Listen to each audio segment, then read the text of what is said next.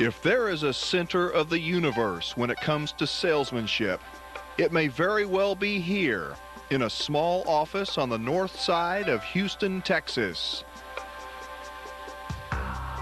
Lining these walls is one of the largest private collections of advertising, marketing, and publicity materials ever assembled. Each piece of this mind-boggling collection was obtained with just one purpose in mind: to help shed light on the age-old question, what makes people buy?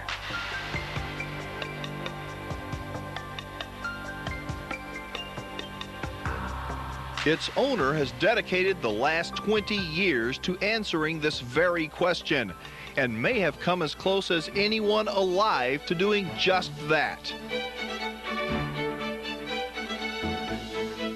His name is Joe Vitale, author of 8 books, including The 7 Lost Secrets of Success, the AMA's Complete Guide to Small Business Advertising, and Cyber Writing, How to Promote Your Product or Service Online Without Being Flamed. His latest, There's a Customer Born Every Minute, is the first book to explore P.T. Barnum's extraordinary genius for making money. While most of Joe's work is done here under the watchful eye of Barnum himself, the following program captures him during a rare televised appearance, sharing a few of the many secrets he's uncovered when it comes to creating marketing that really sells. Thank you.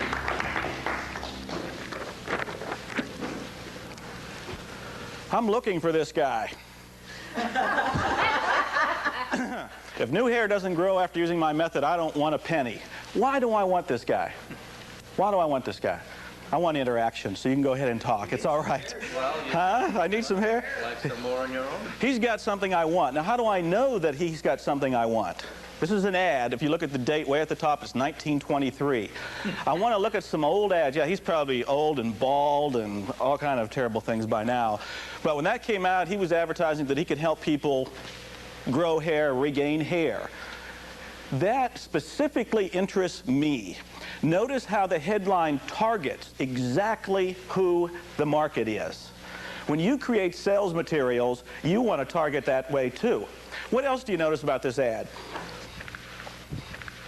Don't want a penny. Guarantee. There's a guarantee. Guarantees are big. Guarantee everything you do. I think you're required by law to do it anyway for 30 days. But guarantee everything you do. It's going to make a big difference in the results that you get. What else do you notice about this ad? Gave him some credentials. Author of. I don't even see that. How did you read that?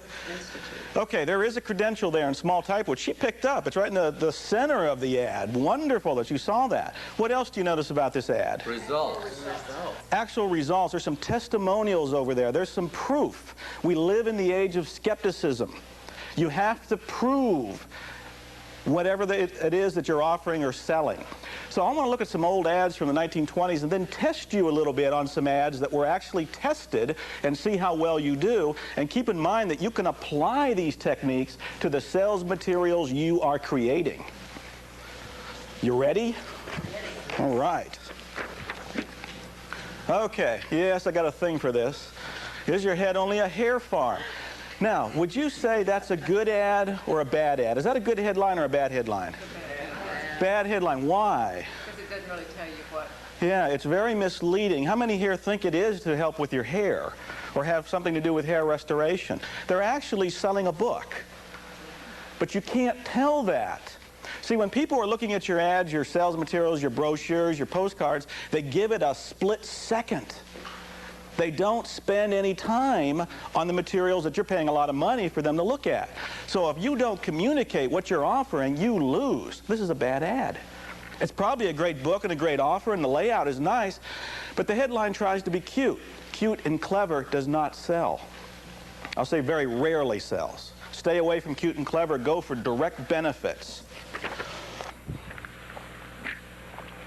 What about this? Pick out the 7 best words. Good or bad? Bad. I got a bad over here. Probably you're not sure. because you don't know exactly what they're selling, but it is a course on getting people to say yes. I'm pointing it out because the headline involves people. Pick out the 7 best words, and there's some columns up there, and there's a question, can you tell which is the most convincing word in each list? That's a very involving ad. The more you can involve people with your persuasive copy, with your sales materials, the more that they will read it, the more that they will internally link to what you're saying or trying to sell. So this is an attempt to persuade people to be involved in what they're selling. When doctors feel rotten, this is what they do. Is this good or bad? Yeah, it's actually excellent. This is a famous ad. Ignore the 1, 2, and 3. That was from an analysis that John Caples gave of this. What do you think of the headline? When doctors feel rotten, this is what they do. Why the words feel rotten? How come they just didn't say when doctors feel bad, when doctors are sick, when doctors are ill? It's emotional. They want to go for the emotions.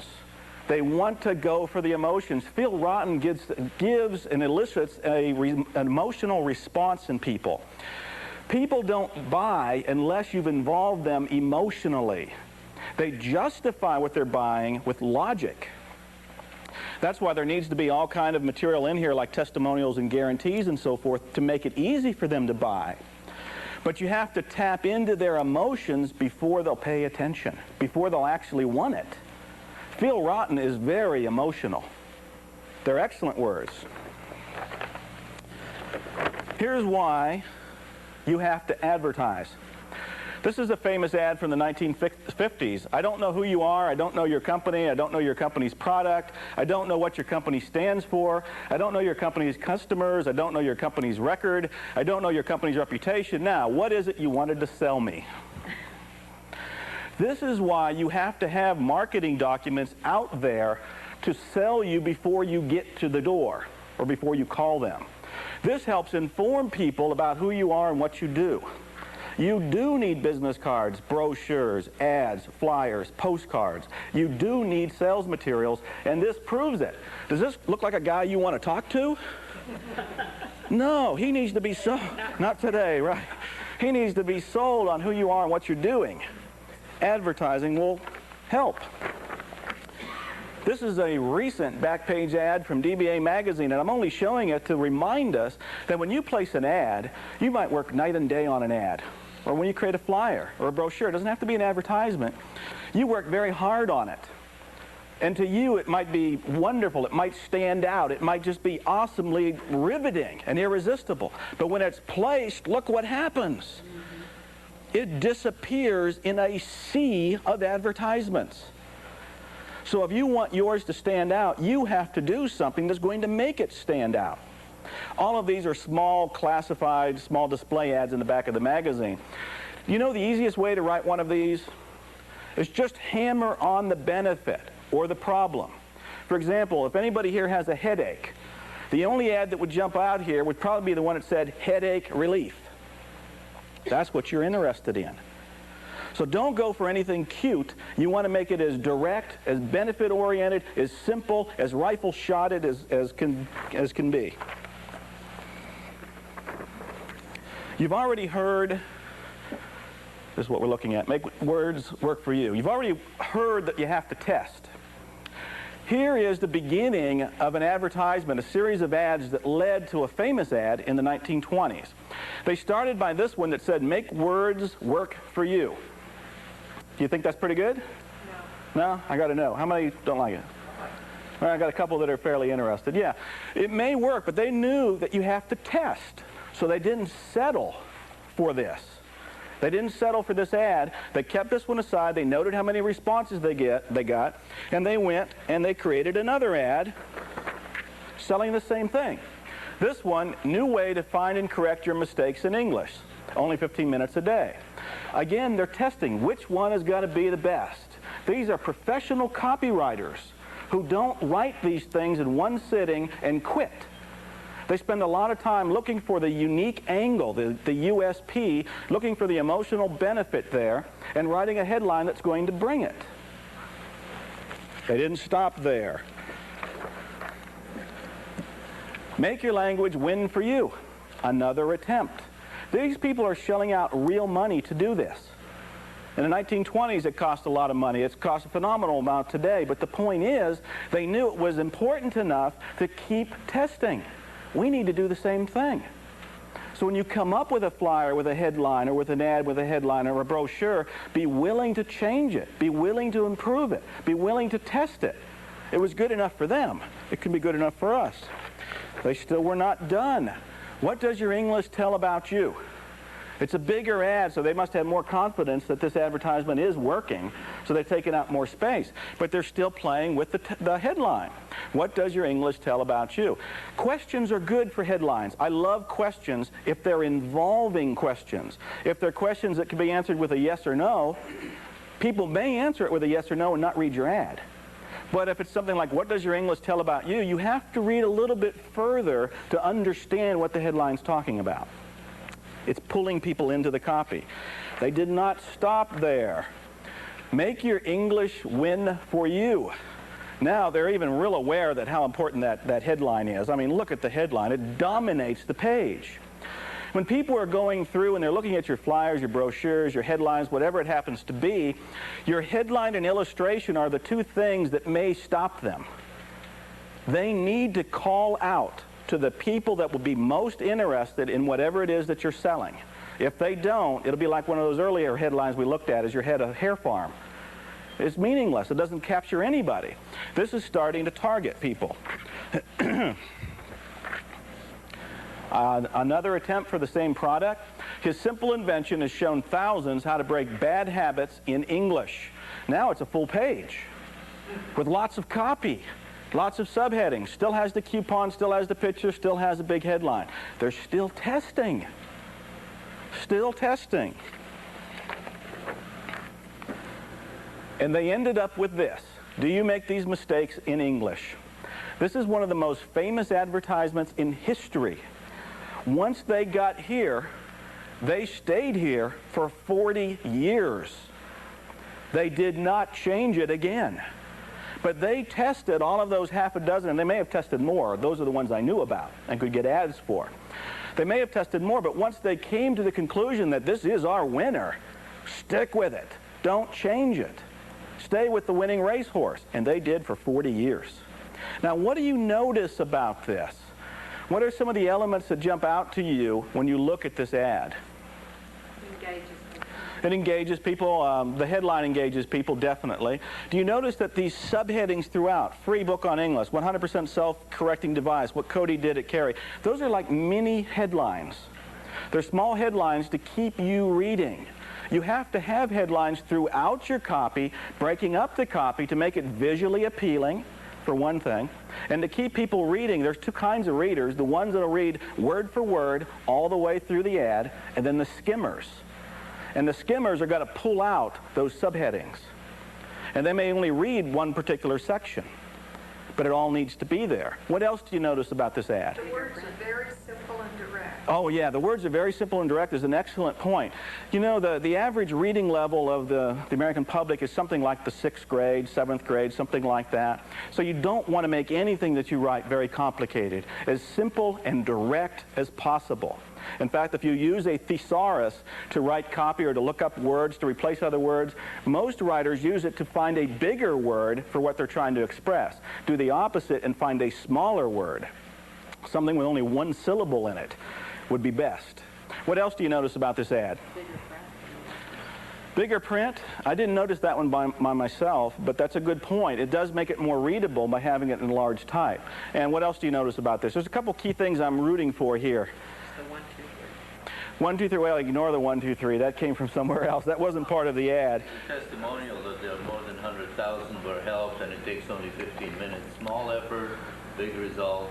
Aren't those all benefits? I think they're benefits. Yeah, aren't those all benefits that people are interested in? There's a whole lot of people that have done this before, not 1 or 2 people, 100,000 people. That's giving that credibility. One thing I want you to notice is that there is a coupon here. And all the ads that we looked at had coupons. All of these things are direct response advertisements. And what I want you to write is a direct response ad. Now, when I say ad, I'm talking about your sales letters, I'm talking about your flyers, I'm talking about your postcards that you send out, I'm talking about your brochures. I'm well aware that you may not be placing full-page ads, but you can learn from the way these are designed and apply these techniques as a template to what you're doing. Coupons are a way to encourage people to respond, to act. That's direct response. You want a direct response from what you've given them. The image advertising or the institutional advertising is just to place out an ad to give a unique feeling about a company. Most big companies do that, and that's pretty dangerous. It's a phenomenal amount of money to do it. I think we small business people can do the image and a direct response in one place. You can create an ad that still gives you a good image while having a coupon or some other way of asking them to respond. Now, note with that said, do you make these mistakes in English? Because one reason they call people like me copywriters is because we copy. Do you make these 10 common typewriter mistakes? See, there's nothing wrong with finding out what's worked before and adapting it to your own use. You know, that ad, the ad I just showed you was by Maxwell Sackheim. It ran for 40 years. It's well known in advertising that it's a successful ad. So it's very easy for somebody to adapt the headline from it. This is an adaptation. A smart copywriter said, well, I can fool with this a little bit. Now, this is still dated, but it was long enough, it worked. I mean, do you make these 10 common typewriter mistakes? If you're looking for a typewriter when typewriters were big, you would look at this. You would read this. It's involving. Now, how many of you thought, from what I showed you earlier, that there was too much copy? That there was way too much text there. There was a lot to read. A couple of you are admitting it. Probably a few other ones are thinking that quietly. Generally speaking, the more copy you give, the more you tell, the more you sell. The tests say that the longer copy, generally speaking, will pull better results for you. Now, that doesn't mean that you mindlessly go and just fill up the page with words, because the real art is making this copy irresistible reading. You know for a fact people are reading books, they're reading magazines, they're reading long articles, they are reading. There's a famous advertising man who said, people will read any amount of copy as long as it's interesting. As long as you are interesting the people that this is targeted for, they will read every word. David Ogilvy said, it's when you step into boredom that they stop reading. That's why copywriters get paid so much, is because they're supposed to know how to write irresistible, grab attention with the headline and keep them reading, write irresistible copy so they go all the way through. Notice, coupon. This is a direct response ad, and this is one from the last few years. This was not from the 1920s. This is also a very, very successful ad. I mean, the headline alone is pretty riveting. Someone reading this page is getting ready to sue you. Holy smokes, doesn't that send a slight chill up your spine?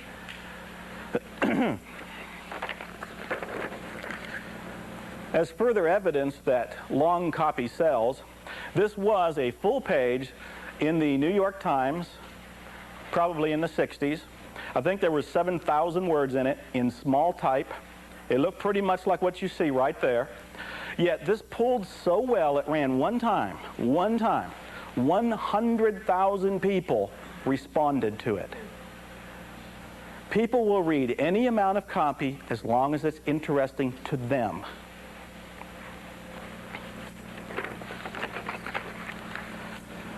Same sort of concept here. Is I wanted you to see it because it has an important headline, how to ensure that every business letter you send really sells you and your company. The word new is a powerful word. New, there's two or three, there's actually a couple dozen very powerful words, but the most powerful words in advertising, can somebody guess what they are? Probably somebody's going to say new, right? New is definitely one of them. What else would you think? Free. Improved is good, and that's all a relationship to new. Free, somebody said free. New, free, and you are three of the most powerful words in advertising. New, free, and you. Free or free? Free, F-R-E-E. F-R-E-E. This is a very recent ad. 308 Vinegar home remedies for a longer, healthier, happier life. What's missing from this ad? No, I think that they're there. I think people want longer, healthier, happier life. The coupon, thank you. There's no coupon. In fact, if you look real close, there's no way. It doesn't give you a toll-free number. It doesn't give you a fax. It doesn't give you an email address. It doesn't tell you how to order it. It doesn't give you a means to order, yes? Well, this was going to individuals. There should have been a coupon of some sort. It says act promptly, and there might have been an order form. But when you send these things out, you have to remember that this may stand alone, like I'm showing it by itself. So there should be a coupon or a phone number or something.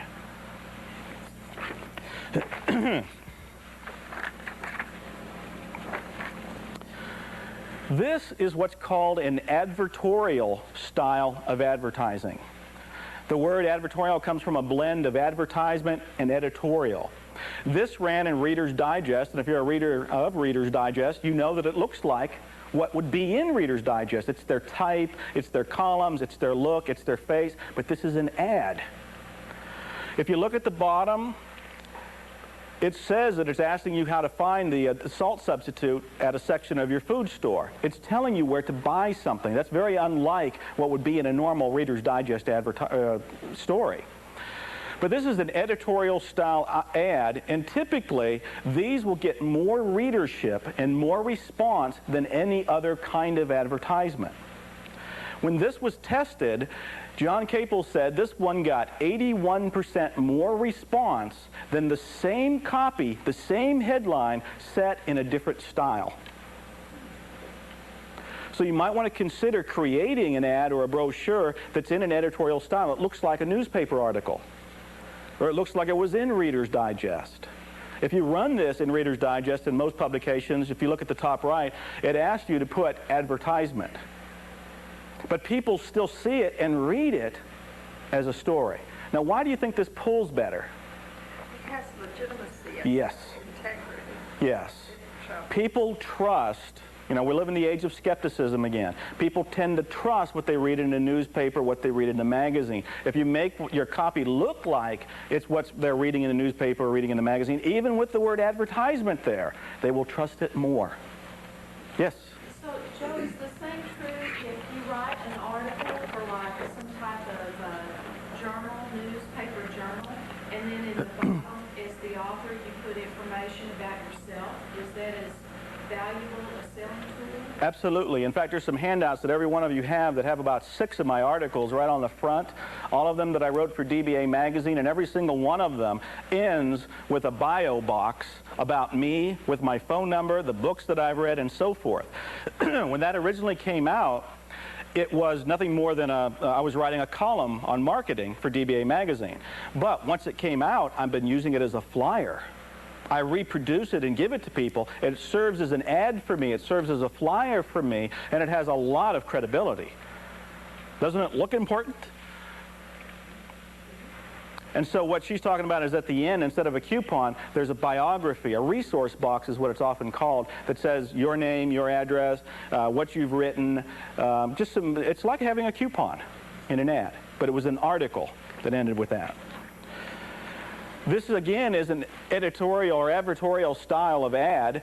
This was for a $300 American Speaker, which I think is a book set. It might be a magazine set. I'm not familiar with what that is. But this was in an airline magazine. They made it look like an article. Again, this style tends to work. Now, I'm going to go into some very interesting ads in just a minute. They're going to be fun to look at because I'm going to ask you which ones worked and which ones didn't, and kind of have a little test or a little quiz to see what you think, because it's very interesting for me to do that. In fact, just 2 days ago, I got hired to be an expert witness to look at current ads to find out, are they misleading? Which ads are working? Which ads do they apply to? This is a fun, different field, beginning to do what I'm doing right here. Here are the 26 reasons why people buy. I don't know what each of you are selling, but whatever it is, you need to tie it to one or more of these. To make money, to save time, to avoid effort, to get more comfort, to achieve greater cleanliness, to attain fuller health. I've given you the handout. Linda passed them around, so you'll have that for you. But there's 26 things there that have been determined that these are the reasons why people buy. And we want to tie what you are selling, what you are offering, to one or more of these. Okay, here's your first quiz. How to ruin your marriage in the quickest possible way. Is this a good ad? I got a yes. I got quite a few yeses. Okay, now here's my point. We just looked at the 26 reasons why people buy. Is ruining their marriage one of the things they want to buy? No. No. This ad is not good. This ad bombed. From an attention-getting standpoint, yes, the headline probably does stop people in their tracks, and maybe they chuckle a little bit. But who wants to buy a way to ruin your marriage? Somebody in one of my recent talks said, well, you don't even need a book for that. You know, it's easy to do. So this ad did not work, but they tested the ad, and if you note, this was for Dale Carnegie's book, How to Win Friends and Influence People. This is the other ad they ran.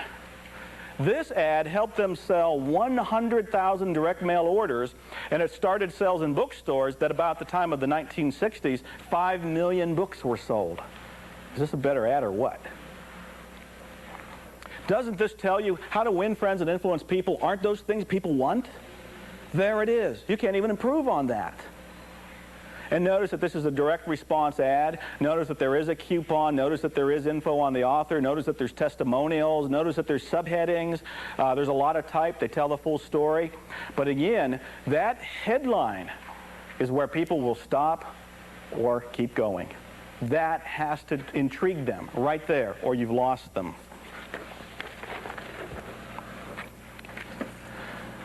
I'm showing this because how-to headlines typically work.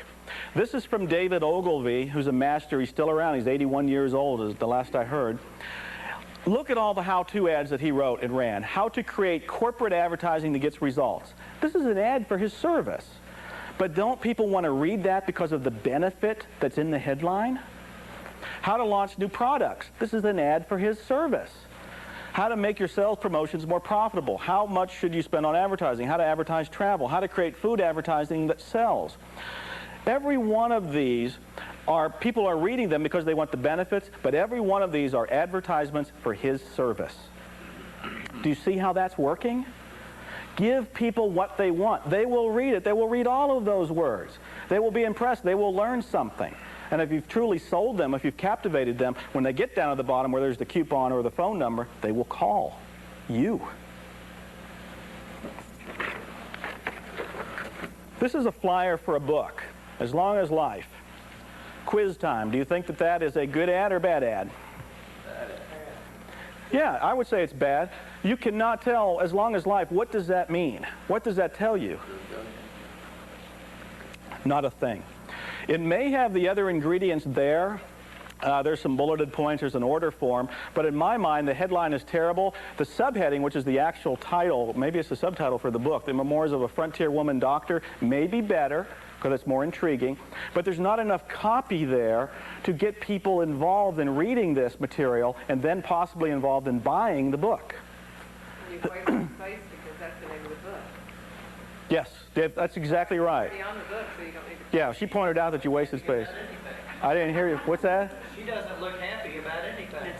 That's a good point. You know, I probably haven't said this before, and I'm not sure if it's in my AMA book or not. But, you know, they did some research for Coca-Cola. You know, Coca-Cola's been around for over 100-some years, and they looked at all of the ads from Coca-Cola, looking for what is the one thing that shows up in every ad that helps make them successful. You know what it is? Smile. Happy faces. Happiness. The lady doesn't look very happy. There's no emotional response there unless you're suicidal and you want to read something like that. Okay. These are two ads, A and B. Now, the A and B, you probably can't read the bottom part. That's the copy. But you can look at the headline and the general layout. They're for cruise lines. The one A says only one cruise line gives you all these great vacation spots plus Bermuda. And the other one, 20 years ago, the Chinese reserved this kind of treatment for presidents and kings. These were tested. Which one do you think would get more response, A or B? How many A's? Okay, and how many B's? Okay, well, it looks like we're split up here. Well, A got 67% more response. Now, the question is why? A got 67% more response. You want to guess at the answer? Clear benefit. Clear benefit is it. You knew at a glance what was being offered. And if you're in the market for a cruise line, you're going to go to the one that says cruise lines. When I first looked at this, I actually chose B, because I thought, well, that's kind of a romantic way of talking about it. 20 years ago, it sounded kind of historic, and there was a little romance or intrigue in that. And then I thought, well, you know, it is right. A would win, because I'm looking at B all by itself and imagining that I was just studying it. But if it was in a magazine and I was flipping through, I'd probably pass it right up. And if I was looking for a cruise line, I'd want to know which one has the cruise line. A speaks a direct benefit. Well, who doesn't want to go on a cruise? Right. Right. Who doesn't want to go on a cruise? And there it is. Another quiz for you. A and B. Again, you don't need to read all of the copy, because I think all of the answers are right in what you see there. And A says, introducing ProEdit, the world's smallest video production studio. And B says, two out, bottom of the ninth, you'd better catch it. Which one do you think did better? A. B. Okay, a couple people chose B. A did better by a landslide, by about 70% better. The reason being, it clearly tells you what's being sold. B is slightly interested, but you don't know until you get to the bottom of the page and you start reading the copy that they're selling a camera. And think back to what we were talking about with the power words like new, and somebody said improved. There's the word introducing. Introducing is very similar to the word new. That sounds like news. It sounds like a benefit. The world's smallest video production studio. It sounds like something would be people would be interested in. And if people are looking for that product, A clearly has it with a light on it. B is hidden. So you want to keep all of these kind of things in mind when you're creating your own material. Go for the direct benefit. Here's a fun one. A. Why clown around in black and white when you can do it in color just as easily? And B, these are just a few of 16,777,216 colors your PCAT can process using our color frame grabber. And they're both for the same thing. They were tested. Which did better, A or B? A. Everybody's reluctant to say anything now. It can become intimidating to start guessing at which one of these were. Okay, how many said A? Quite a few of you. How many said B? A couple of you. B is actually the big winner. B is the big winner. Now, we want to look at this real closely. If you look at the headline for A, why clown around in black and white when you can do it in color just as easily? What are they talking about?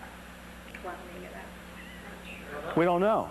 We don't know. That's the point. A doesn't communicate clearly and directly what we're talking about, what you're selling.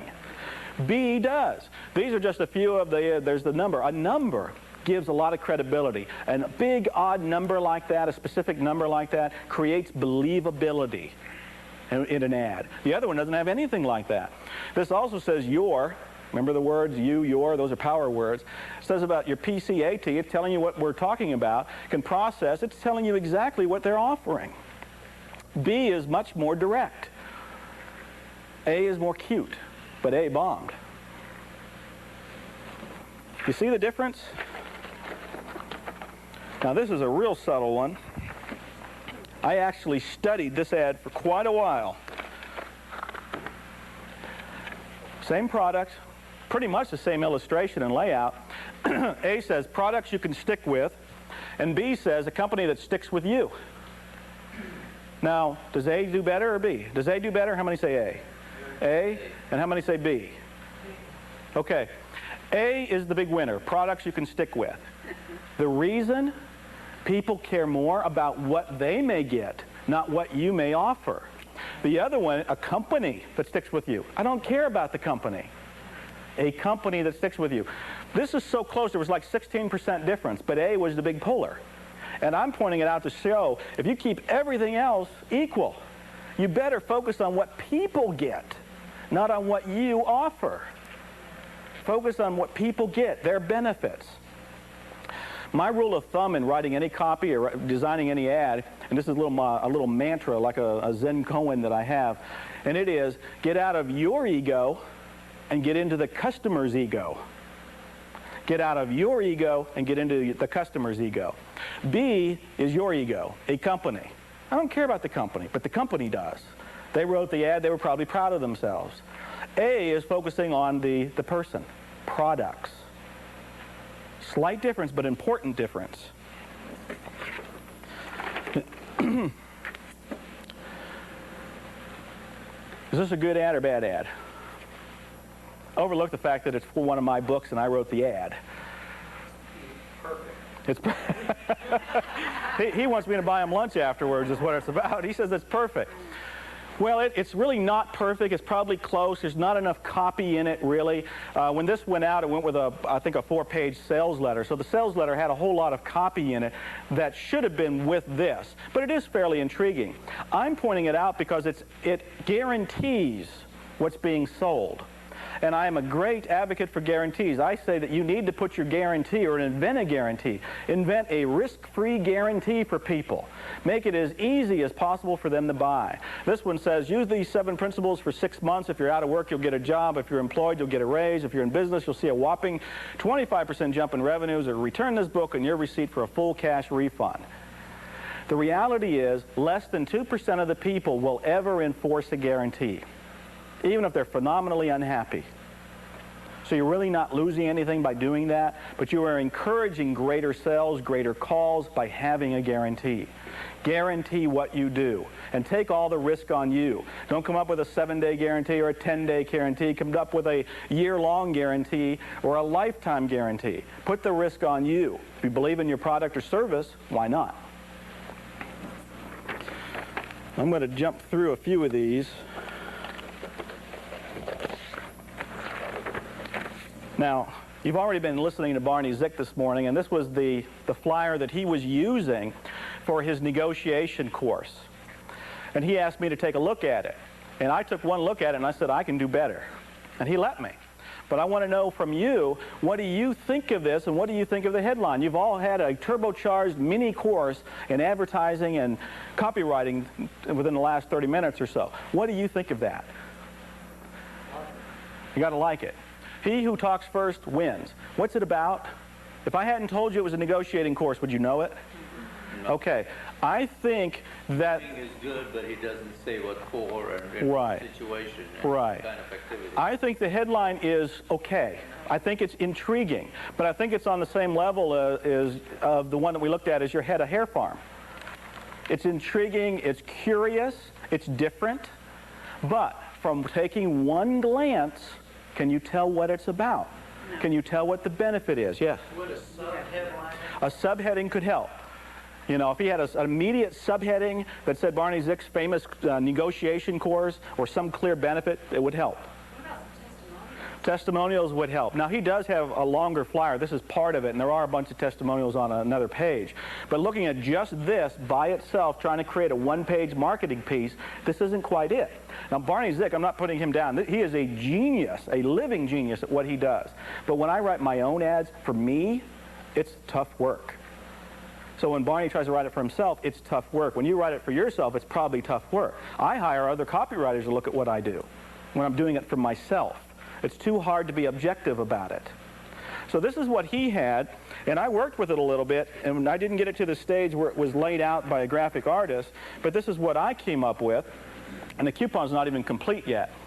But a proven new system for winning in any negotiating or sales situation. Does that have more of a benefit to it? Do you see the word new in there? Do you see the word winning is still there? Because I like the word winning too. Somebody pointed it out in his other ad. Do you see negotiating and sales are in there? Key words. And I also have a subheading that's really at the top. It's a lead-in. The word at last, those two words are very much like new or improved or introducing. They're power words. Two master negotiators reveal. Reveal sounds like news. People love news. So I'm trying to write this in the most news-oriented way I can. And then I tried to write some copy there that you won't be able to read it all here. And the coupon's not even finished because I've just laid this out. I designed it, I wrote it out, and gave it to him. A graphic artist can make this very powerful. They can make it leap off the page. I'd love to have a picture of Barney on there somewhere. I'd love to have a picture of the tape set on there somewhere. But again, that headline has to communicate what's going on or we've lost people. I said that there were some power words, magic words to use. This is from my book for the American Marketing Association. You can look at that list. You can copy down some of those. I'm not sure if I gave that in the handout or not, but announcing, fantastic, guaranteed, limited offer, revealing, super, wonderful, all those words are power words. The thing that I want to caution you about is if you just use these power words by themselves, it sounds like fluff. If you string them all together and say, announcing, astonishing, exciting, exclusive new tape set, it's a little bit too fluffy that way. But if you combine these words with facts, then you have emotionally arousing, hard-hitting, persuasive sales copy. So you want to take these kind of words and blend them in the facts about what you are selling or offering.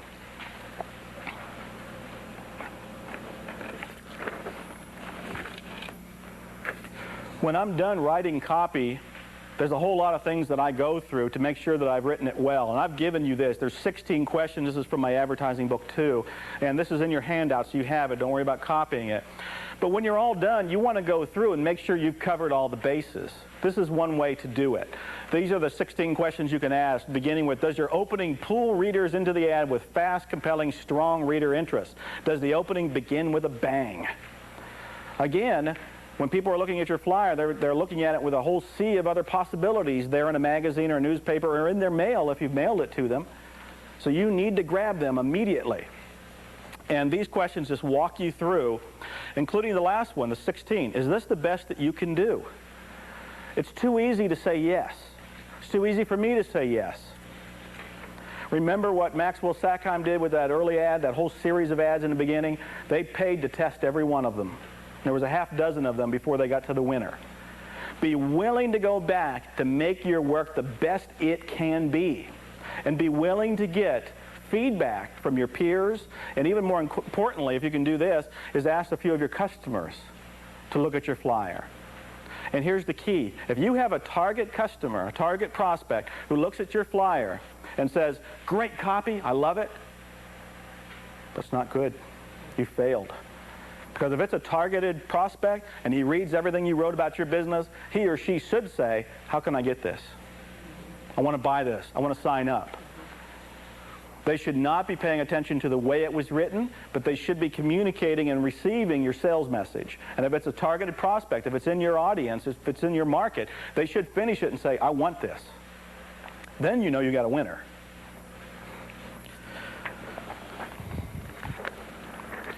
And finally, this is a reminder here, is first, in anything that you're creating, I mean, this is the one thing people do wrong, is having a weak headline or having no headline. Having no headline is the worst sin of all. One is use a headline that attracts the right audience with a clear benefit to them. And by now, from all the different ads you've seen, you should be aware that that's what we're going for and how to do that and even what to look for. And the second is reveal as many benefits as you can using active writing and in an exciting and personal writing style. Again, you want to write copy in a simple way that conveys what you're talking about. And third is rewrite, rewrite, rewrite, test, test, test. And finally, and this was when I was talking to publishers, but it works for anybody in business, one thing business people must do in order to generate more sales, think of what your customer gets, not of what you want to sell. That is the number one most important distinction. Think of what your customer gets. Remember my little hypnotic phrase, get out of your ego and get into your customer's ego. Now, we have about a minute for some questions. Do you have a couple of questions that we can ask real quick? I know what's really on everybody's mind is you all want to know where I got this tie. That's what you've been thinking about this whole time. But I'm projecting wealth here, and I'm trying to help you create marketing materials that'll create wealth for you. Yes, go ahead. You know about what you're saying with the ad copy being full story or so much text? Yes. That is so counter to have a lot of white space and... Yeah. Good point. People, I run into arguments with people that ask me, or I'll create an ad, and they'll say, I want more white space in the ad. Well, how many of you read the newspaper? And you read the articles that the reporters write? How much white space do they leave? They know if they've come up with some news, they've come up with a headline, they've come up with an illustration, you'll read it. Why then will an advertiser who has to pay big bucks for the same space not put anything in it? Let's make it white. No. In fact, in some tests, they have shown that a cluttered-looking, busy-looking, word-filled ad outpulls one that has less words in it and looks more orderly. For one thing, it's got to get more attention. So, good point. But I say, now again, you don't want to just throw things in there, and you don't want to write copy that's weak or boring. It all has to work. But the more you tell, in general, the more you tell, the more you sell. Is there another question? Yes. You've been talking about coupon on everything. Yeah. Are you talking about not a discount, but like a way to order? A way to order, a response mechanism. In other words, usually when I think of a coupon, it's like fill in your name, address, zip code, phone number, and send this in. But any response, it could be call this toll-free number. It could be send email to me. It could be call this fax on demand. A way for people to respond is what I'm looking for, a direct response mechanism. For so many years, because of mail order and so forth, you saw coupons, and I was showing old ads. They didn't have faxes, and in real early days, not even phones, so it was all with coupons.